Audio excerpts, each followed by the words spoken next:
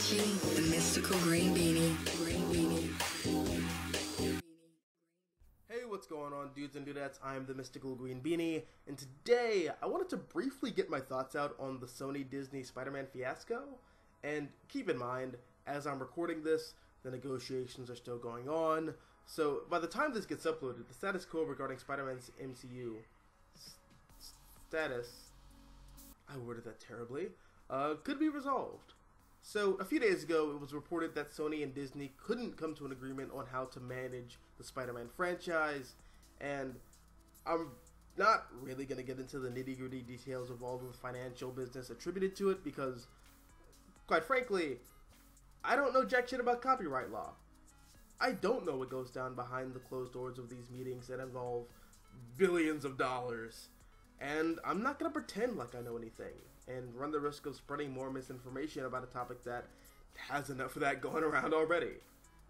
I'm just going to come with you with what I know, and what I know is Spider-Man as a character, because I'm a Spider-Man fan. So, yeah. With that out of the way, let's get into it. So, first things first, I guess I'll delve into the obvious. With Spider-Man no longer being a part of the Marvel Cinematic Universe, how does this affect the larger MCU franchise? Well, it doesn't. The only character that had really any connection to Spider-Man in the MCU franchise is Tony Stark. And he's dead.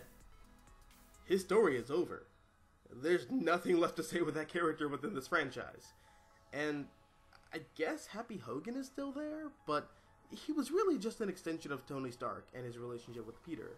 So, yeah, there's no real loss for the overall MCU here. I should also bring up my personal bias in this situation, because I do have one, just like everybody, and not just this situation, but in every situation does, regardless of how objective they want to claim they are, because I can't pretend like I enjoyed the Marvel Cinematic Universe Spider-Man films. You know, I've made several videos detailing my issues with Spider-Man Homecoming and Spider-Man Far From Home, but it's not like I didn't want to like those films. Hell, I remember when it was first announced that Spider-Man was going to be a part of the Marvel Cinematic Universe, I was bouncing off the walls, despite knowing that they were going to reboot the franchise for a second time, and most likely get rid of Andrew Garfield, who I really enjoyed in the role. But if I had to choose between having more self-contained Andrew Garfield Spider-Man movies, which, let's be honest, were probably going to be lackluster and continued to be the definition of concept over execution, and a fresh new Spider-Man within the Marvel Cinematic Universe interacting with the Avengers and showing the contrast between an Avengers level threat and a street level threat within the context of the established MCU, I'd choose the latter. 1,000 times over, I'd choose the latter. Any sane person, any insane person, and definitely any Spider-Man fan, which is really just another version of an insane person if you ask me, would choose the latter. But then we got MCU Spider-Man, and we saw what Kevin Feige's vision for the character was, and how he was practically Tony Stark's sidekick and inevitable replacement with access to million-dollar suits, suborbital satellite drones, an armory of advanced military-grade weapons, and how all of his classic rogues gallery were retooled to be glorified Iron Man villains. And it just didn't feel like Spider-Man to me. And that's why at the end of the day, I'm not nearly as broken up about the Sony-Disney deal falling through. Because the product they were making wasn't geared towards me in the first place. Now, that's not to say that I'm painting Sony pictures with a halo over their head either. I'm very worried about the future of Spider-Man under the care of Sony on the big screen, particularly in live action. Animation, I have no worries. So far, Sony Animation hasn't done wrong by Spidey. The MTV Spider-Man series was dope. Spectacular Spider-Man is more or less a definitive adaptation of Spider-Man. And Into the Spider-Verse is without a doubt my favorite theatrically released Spider-Man movie.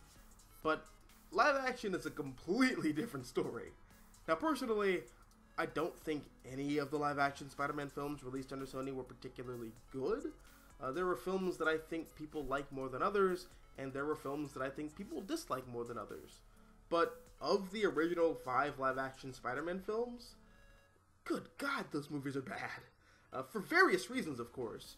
But focusing on Spider-Man 3, The Amazing Spider-Man, and The Amazing Spider-Man 2, those films suffered severely from corporate meddling by Amy Pascal and Avi Arad, one of which who still has a prominent position in the company. So, that's not comforting. But I have hope that Sony's learned their lesson from past mistakes. And wow, saying that out loud really makes me feel like a crazy person.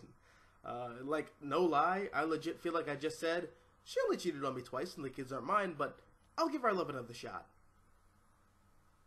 God, this whole situation's fucked, isn't it? All that aside, what's the good here? Well, like I said, Sony Animation is yet to let me down when it comes to Spider-Man, so we're probably looking at some pretty solid Spider-Man cartoons. I mean, there's nowhere to go but up. Also, and this is probably a long shot, but in a world where Young Justice got renewed for a 3rd and 4th season, anything can happen. I would love to see a Spectacular Spider-Man reunion. Again, it's a long shot, but at least given the current circumstances, it's no longer an impossibility, and I see that as an absolute win. As for what Sony's gonna do in the realm of live action, look, we all know that they're gonna keep making Spider-Man movies.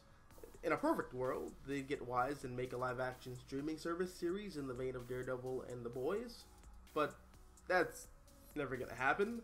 But with Tom Holland apparently still on board to portray Spider-Man in 2 future Sony-led Spider-Man films, I'm seeing a lot of people scratch their heads as to how they'd get around the obvious MCU connections that Peter has already made, particularly with Tony Stark. And I think there's a very simple solution to all of this. Do a time skip. He's not in high school anymore, he's in college, he keeps in touch with Ned Leeds, he keeps in touch with Betty Brant, but maybe he's broken up with Michelle at this point. And as for his identity being revealed to the public, all you really need to say is that it was a hoax and that he found a way out of it, like he found his way out of a bunch of sticky situations that he's gotten himself into in his tenure as Spider-Man. Boom. It's not that hard. You can also make references to him being part of a larger universe while being vague about it. He doesn't have to name drop Thor or Captain Marvel or whoever. He can just say that he lives in a world full of superheroes, but instead of operating on a planetary scale, he's the guy who takes care of the street level stuff. Again, boom, not really that hard. Again, boom, not that hard. Plus, you don't need to tie all of his villains to the larger Marvel universe. Honestly, I'd love to see a Spider-Man movie where he has to take on the Big Man and the Enforcers, or the Crime Master, or Black Cat. They can also do Kraven the Hunter, Alistair Smythe and the Spider Slayers, Silver Sable and the Wild Pack, Tombstone, the Spot, Swarm, the Tarantula, the Chameleon, Big Wheel, Arcade, the Sin Eater, and, okay, maybe not the Sin Eater. I doubt that even Sony would be bold enough to make a rated R Spider-Man movie. But hell, they can even play with some of the weird Animal Totem stuff with Ezekiel and Morlun.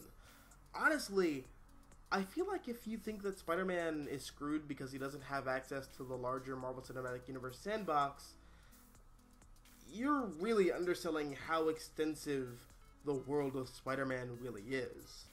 And let's not forget, yeah, the Marvel Cinematic Universe is a massive success, and I don't want to take that away from anyone when I say this, but 12 years ago, if you asked literally anyone on the street to tell you anything about Iron Man, you'd be lucky if they knew that his name was Tony Stark. Whereas if you ask that same person to tell you about Spider-Man, they'd probably go on about Aunt May, Uncle Ben, Mary Jane, the Green Goblin, Doc Ock. Maybe if you're lucky, they'll throw in the Rocket Racer. But I say this to say that Spider-Man was fine before the Marvel Cinematic Universe. He'll be fine without it. Anyways, guys, those are my thoughts on the whole MCU Spider-Man situation. But what are your thoughts regarding the future of Spider-Man? Do you agree with anything that I said? Do you disagree? Let me know down below in the comment section. Also, if you like this video, hit the like button, share, support the channel, and if you want to see more content like this, all you have to do is subscribe. I'm the Mystical Green Beanie. Thanks for watching, and as always, Until next time, adios nachos, adios.